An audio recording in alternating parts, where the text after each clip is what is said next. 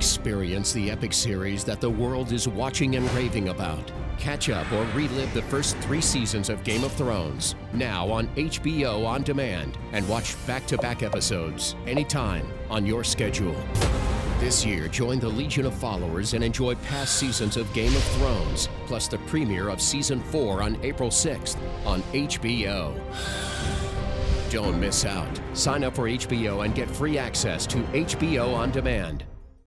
Bahamians set to lose their jobs at the Royal Bank of Canada. 2 Jamaican women sentenced to jail time for drug smuggling. This as police take note of new drug smuggling trends.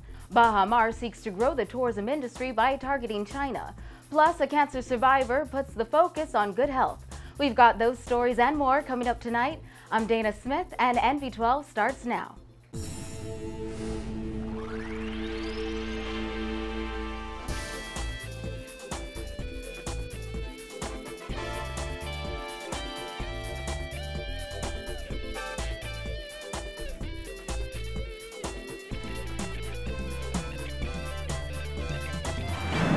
Topping news tonight, an undetermined number of Royal Bank of Canada employees will be made redundant as the bank embarks on a consolidation exercise.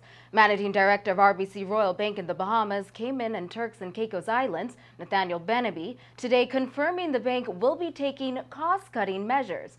However, not all affected workers will be left unemployed. Christina McNeil has the details in this report.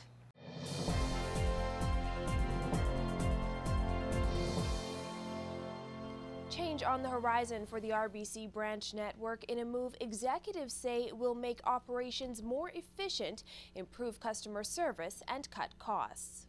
Benaby says RBC Finco's main branch on Shirley and Charlotte Streets will relocate to RBC Royal Bank main branch, while the RBC Mortgage Center on Prince Charles Drive will be consolidated with RBC Finco Carmichael Road branch. As a result of that, Benaby notes some jobs will be lost, but some affected employees will receive alternative positions.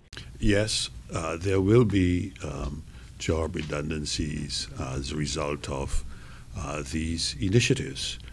The good news is those employees that are being impacted, they are applying and looking for other job opportunities within RBC, and in fact, some of them have already secured alternative positions within RBC. This announcement today is not about staff redundancies. It's about enhancing the client experience, number one, and equally important as we look at managing costs, we're looking at all of our operating costs. We are taking a holistic approach at managing costs. Benaby says the net staff reduction has not been finalized yet as the process is not complete. He says the company is seeking to improve efficiency across the board, so all areas of operation will be examined. This as RBC seeks to provide support for those disengaged employees. Those who will be disengaged, we have enhanced packages, and we are providing very strong support to our employees. We value their contributions over the years. Of course, these are changing times and circumstances where we have to make these decisions that are never easy, but we want to assure you that we are providing very strong support and enhanced benefits to help our employees who are impacted through this period. Benaby says the move allows RBC to manage costs in a low-growth environment with high operating costs. But how will customers be affected? At the 3 shared locations, that is the RBC Finco and RBC Royal Bank main branch, Bay Street, at the RBC Finco and RBC Royal Bank Carmichael Road branch, as well as RBC Royal Bank and RBC Finco shared location in Freeport. At these 3 shared locations, we will integrate our customer service, better known as teleservices, into Royal Bank. The changes to the Prince Charles and Carmichael Road locations will take effect May 5th. The new shared location on Bay Street takes effect May 12th. The Banks Robinson Road and Palmdale locations remain unchanged. Executives say clients need not take any action, but take note of new shared locations and hours of operation. Reporting for NB12, I'm Christina McNeil. Two Jamaican nationals sentenced to 4 years in prison today, convicted of importing and possessing cocaine. The women, who were charged in separate matters, appeared before Deputy Chief Magistrate Andrew Forbes after they were caught smuggling the drugs in their underwear. 51-year-old Ione Heron of Westmoreland, Jamaica, seen in the black and white, pleaded guilty to 1 count of importing cocaine and 1 count of possession of cocaine on April 9th. According to initial police reports, 2.4 pounds of suspected cocaine was found in Heron's hotel room in downtown Nassau. The drugs are reportedly worth $16,000. Heron told the court that someone bought her a ticket to Panama where she met a man named Delroy. Heron claimed Delroy gave her a pair of briefs and girdles to wear. The drugs were reportedly stitched into the seat of the items. Heron was told she would be paid when someone came to pick up the drugs in Nassau. Forbes accepted Heron's guilty pleas and sentenced her to 2 years imprisonment for the importation of dangerous drugs and the mandatory minimum sentence of 4 years for drug possession. Those sentences will run concurrently. Meanwhile, 30-year-old Carone Dawkins, also of Westmoreland, Jamaica, seen in the tan shirt, also pleaded guilty to importing and possessing dangerous drugs, namely cocaine. Dawkins said she too was contacted by someone in Jamaica who bought her a plane ticket to Panama. Dawkins was promised $2,000 to transport drugs hidden in the briefs and girdles she was asked to wear. Drug Enforcement Unit officers searched Dawkins once she cleared customs in Nassau. Police found 2.4 pounds of cocaine hidden in the seat of her briefs. Dawkins told police she was also promised money to be paid to her when the drugs were picked up from a hotel in downtown Nassau. Dawkins was sentenced to 2 years imprisonment for the importation of dangerous drugs and the mandatory minimum sentence of 4 years for drug possession. Those sentences will run concurrently.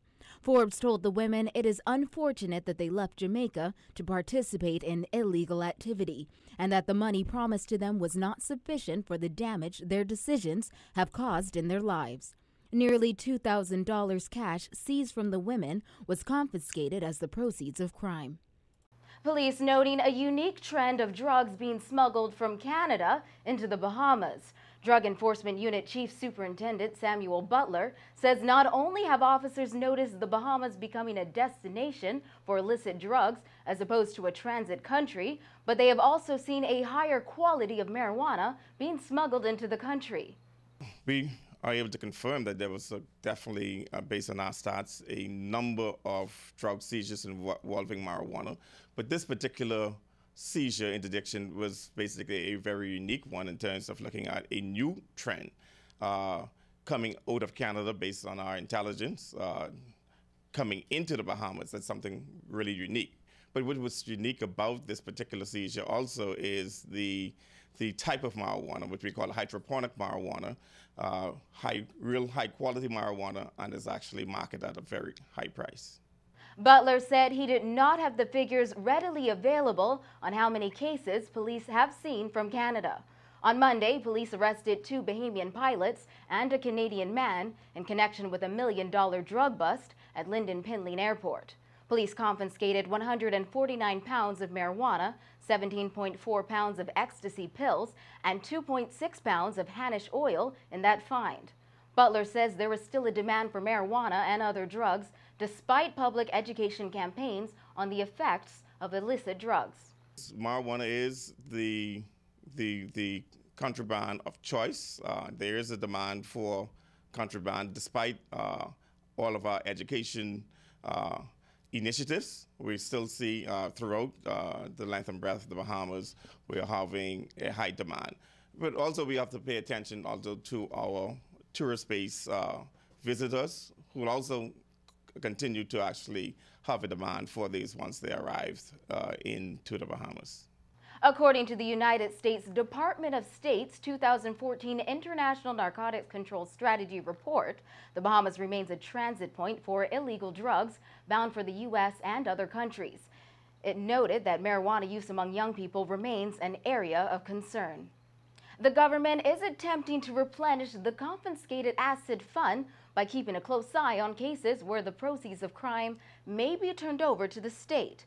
Bell was unable to state the balance of the confiscated assets fund, but said it is an issue the Christie administration took the former government to task over. Last year in the Senate, Bell claimed the Ingram administration left the fund essentially broke, with a balance of $184,770.99 as of February 15, 2012. Bell says the government is seeking to do something about that. I am unable at this stage to give the figures. You would appreciate that there are a number of cases where the police and law enforcement has seized funds, and as long as the case is pending, they're not put into the confiscated asset funds account. Only funds where a person is convicted, then and the court orders the confiscation, then those monies go into the fund. There is another account, an interest-bearing account, where those monies are placed.